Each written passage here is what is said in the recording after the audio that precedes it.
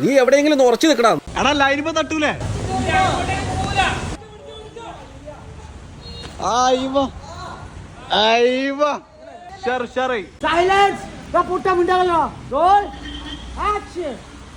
താഴത്തേക്ക് ഇറങ്ങി വാ, ഞാൻ ഈ പോസ്റ്റും കാലിന്റെ അടുത്തുണ്ട്, ഇങ്ങോട്ട് വാ.